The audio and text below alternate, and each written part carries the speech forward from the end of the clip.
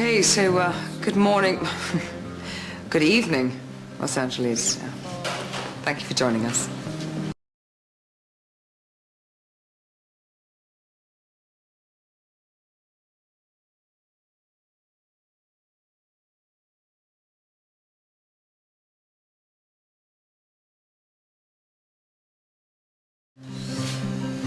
So, as you know, we are breaking new ground here today using the Calypso device and the latest thoracoscopic technique.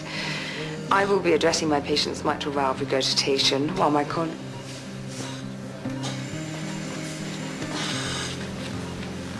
colleague, Mr. Spence, will be tackling the femoral pseudoaneurysm. Unfortunately, it seems as though it's been held up. I'm sure you can appreciate there's no point in starting without him in place. So, regrettably, for now, we'll have to say goodbye. Thank you. Lieutenant Love. Cannot believe that! I mean, he has just made me look ridiculous.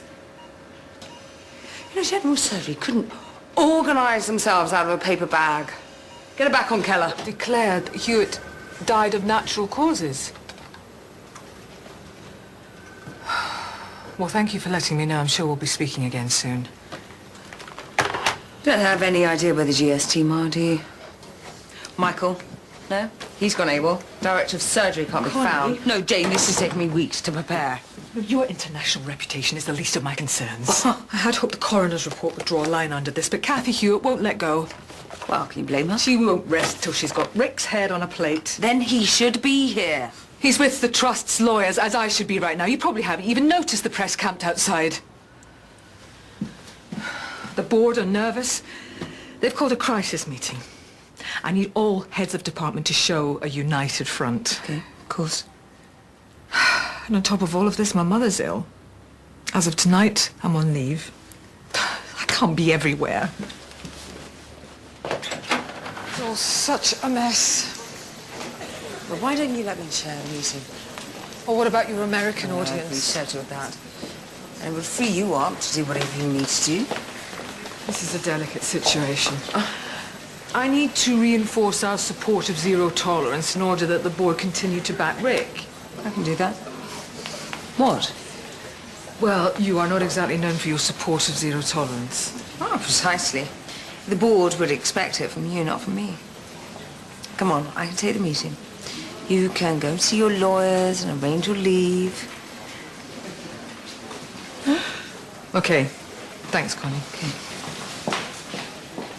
I'll keep a close eye on you, Mrs. Beauchamp.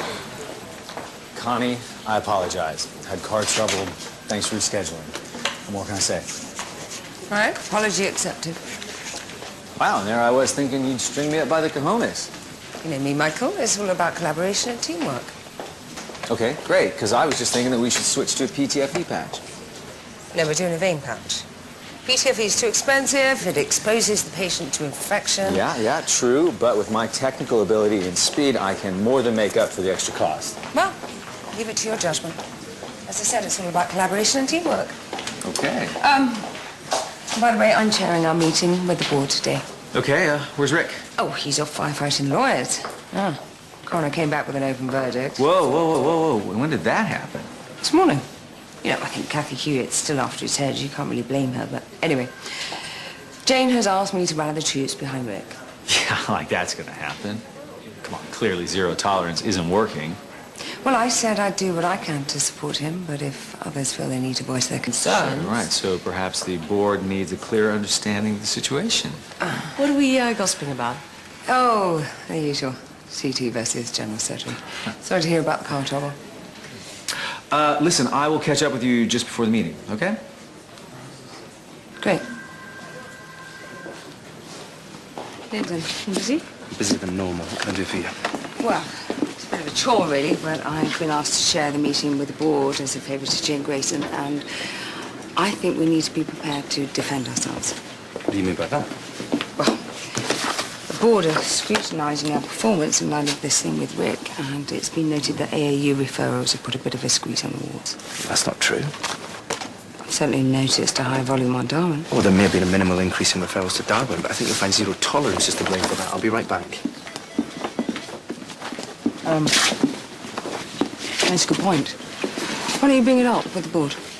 You know, I think Rick's policies had some positive results, but I don't think we should pay for the negatives.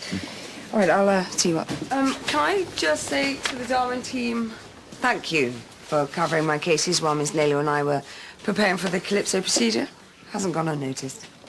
Are you feeling okay, Connie? Quite a compliment. Well, with our head boy off, I guess I was second choice. And, Joseph, I hear congratulations on order. Yes. Yeah, good. About time. Right, make sure 32's clear this afternoon. I'll make a call. We have a problem. So, Miss Barkley says she woke up before the operation started. I gathered that. I don't want to go back in there again. Right, Fran, under anaesthetic, people imagine all kinds of things. Now, I don't think it's possible that you I know your voice. Well, of No, course I heard you. I heard you say something. I heard you say something about general surgeons here couldn't organise their way out of a paper bag. Really? I couldn't move. I couldn't tell anybody what was going on. Well, there was a slight delay when you were under anaesthetic, but no surgery would have happened without the sedation being checked. But how do I know that? Papers are full of stories about how this place is falling apart, and I didn't want to believe it, but there is no way that I'm going back in there. Fran, you still need this operation. No, I can't go through with it. So, Right, get a hold of Dr. Carson. She's not answering her patient. No. Annalise is in theater right Right, now. I want to hear. She knows Fran's history. Well, you got to find someone Michael, else. this is about patient confidence, and Fran needs this operation. I don't want you to try to persuade me. I've made up my mind. No, that's absolutely fine, but it is my duty as your consultant to point out that this procedure still offers you the best chance of a normal life. I mean, that is what you've wanted, isn't it? Right. Thank you. I'm fine.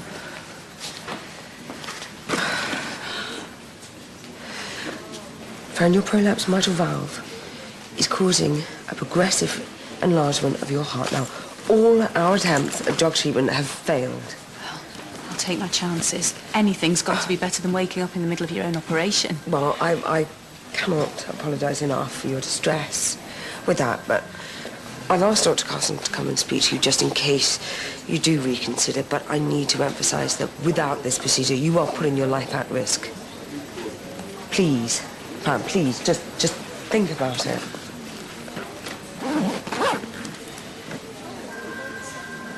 Right, Dr. Carson, you remember Fran Barkley? Of course. Yeah? I've explained that you're one of our most experienced anaesthetists. If you could go through the consent procedure, maybe Fran will give us a second chance. Still not sure about going ahead. I know it's important with your research and with the publicity, but it just makes me feel even more nervous. Can I just ask, does the thought of being filmed concern you? Because if that's the case, I'm sure Mrs. Beauchamp wouldn't mind losing the cameras. No, I don't think that's relevant. Yes, I think it would make a difference. I think I'd feel a lot better if I thought that you were all focusing on me rather than on your audience. Okay, Fran, forget that. All right, all we're concerned about is your health. Okay, and without this procedure, you are at risk.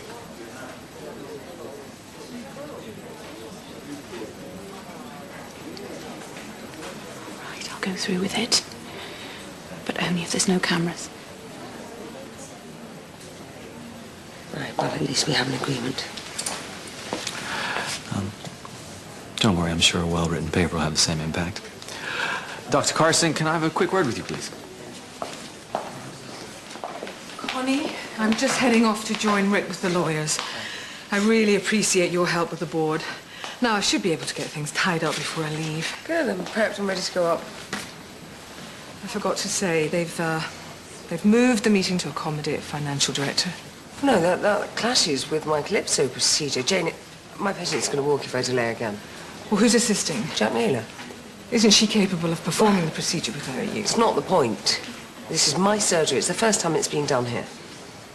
Is there no way around it? Can you chair the meeting or not?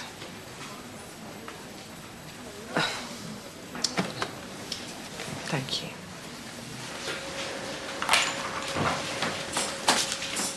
All right, Fran.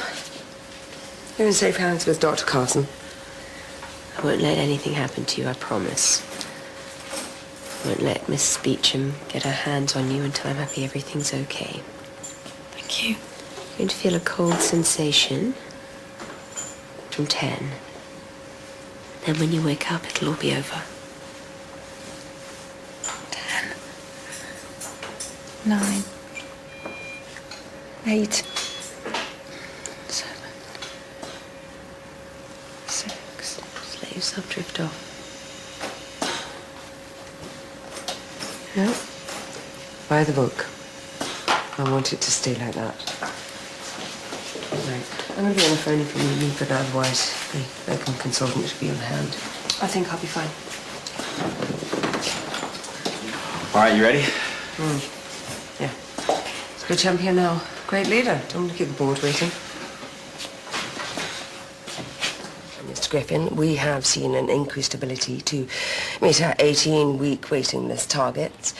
There has also been a reduction in the post-operative recovery time by up to 25%. I believe we're seeing similar things on Keller, Mr. Spence. Absolutely, and if these trends continue, it will make it much easier for us to predict patient numbers and plan our budgets. So Zero Tolerance seems to be working on the surgical wards. How about AAU, Mr. Cullen? All their staff security has improved considerably, and thanks to the newfound order on Darwin and Keller, our waiting times for CT and GS consults have also improved. But I have noticed an increase in referrals from AAU to the surgical wards. Why is that? Well, there's been a slight increase. But a worrying trend nonetheless. My meeting with the lawyers finished early. Mr. Cullen was just sharing some information about the impact of Zero Tolerance on AAU. Sorry, could you explain? Yeah, well, it's quite simple. Patients that are being turned away by Darwin and Keller and asked to change their lifestyles are presenting themselves to us as emergencies. Some of them are then being put forward by myself for surgery.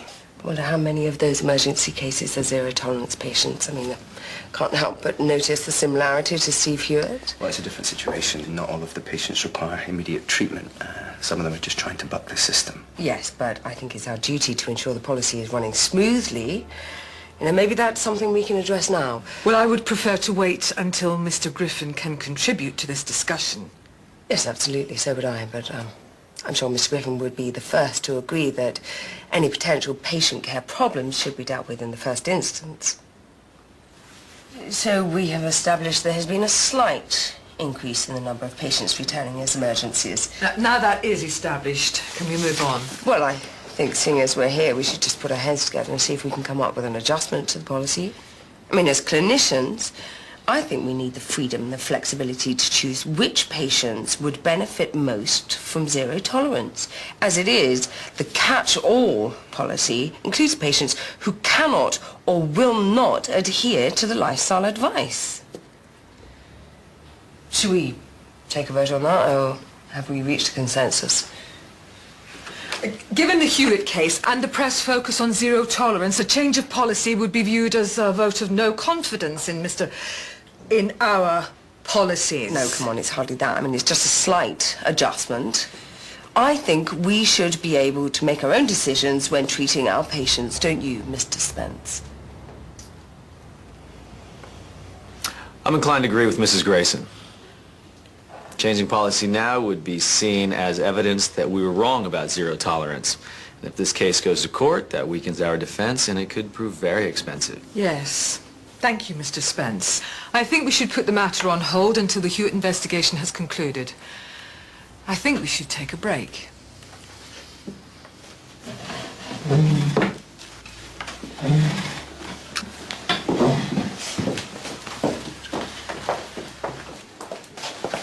Would you care to explain what that was all about? Changed my mind. We had an agreement, okay? Now, I know you don't believe in Rick's policy any more than I do. Yeah, maybe, but why kick a man when he's down? Why can't All I right, just look, go I'd love back to in- stay and chat, but I have a femoral pseudoaneurysm to prep for. Connie, you're no longer needed. We're only halfway through the meeting. I've made your excuses. The board understands. What I've just seen in there is not what I would call a united front. Jane, people have the right to air their grievances about patient care. I think your time would be better spent on Darwin, don't you? Peter from PDA, left ventricle, right. Let's open the calypso system.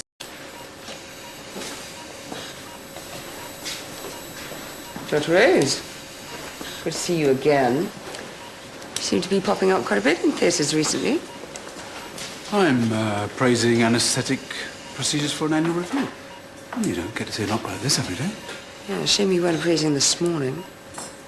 Right, forceps, please. Don't worry about the bleed, it's quite normal. BP's good. Her heart rate's steady. Connie, I knew you wouldn't be able to keep away. It's in my patient's best interest that I lead. So much for collaboration, huh? I will need your assistance. I'd like you to perform the vein patch later. We've already been through this, Connie. Don't try to hijack my operation. Mr. Spence, I can change my mind just like you. Saturation's fallen to 80. I'm not needed here. Fine. There's high resistance. She's going into bronchospasm.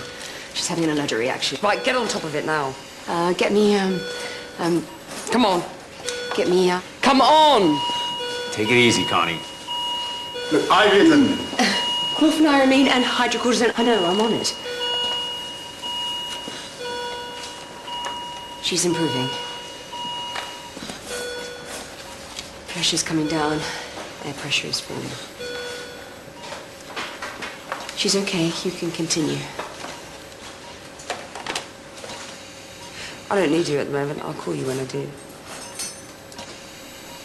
Thank you.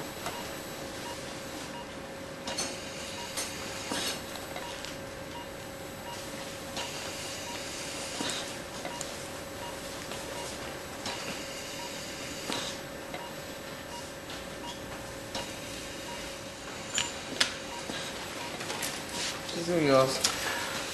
My 22 blade and Travis retractors, please. I'm sorry about earlier. I don't know what got into me. Don't worry about it.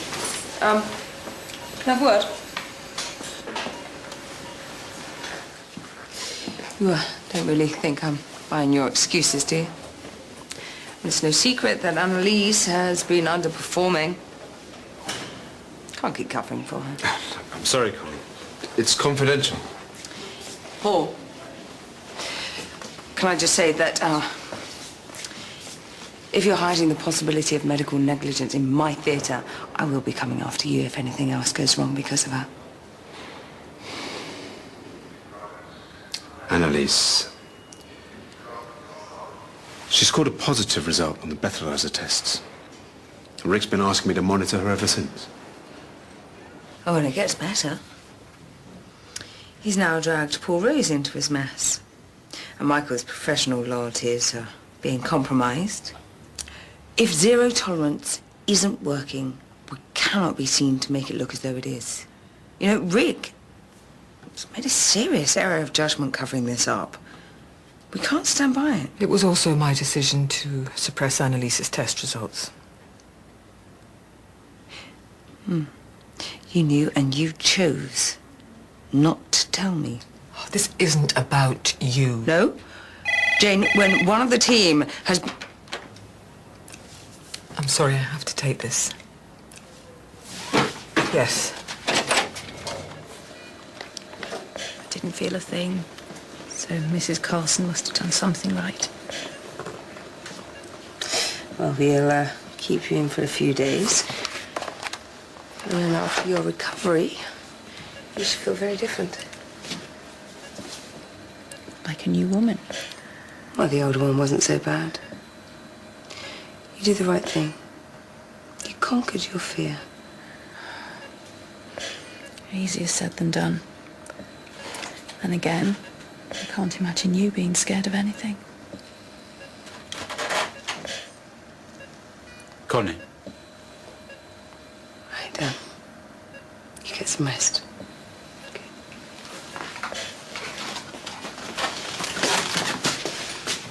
Fran Barkley's Annalise's case. You shouldn't be paging me to order her pain control. I'm not asking you to order her pain control. You're monitoring Annalise's performance, okay? Now, she was involved in the Hewitt all and jumps every time the case is mentioned. Michael's behaving strangely, to say the least. Do you not see a connection? Listen, man. I don't want any part of the witch hunt. Well, if there's nothing to find out, there's not a witch hunt. But if it's a cover-up, Paul, how does that look for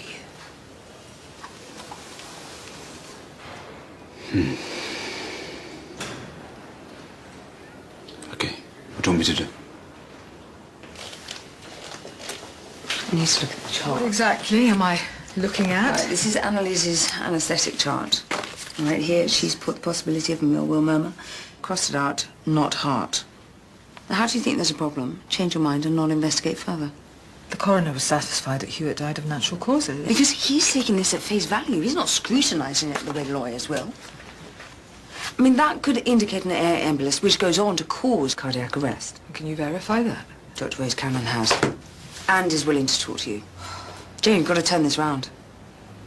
The breathalyzer test is one thing. This is something else. Our only option is to volunteer the information on Annalise first.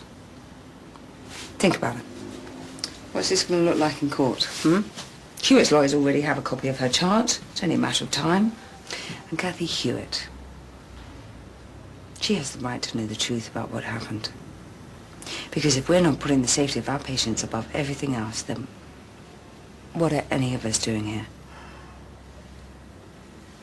I agree with you. They have advised us to disclose all documents to the police. In all probability, the CPS will be involved and they'll be looking to charge her with manslaughter.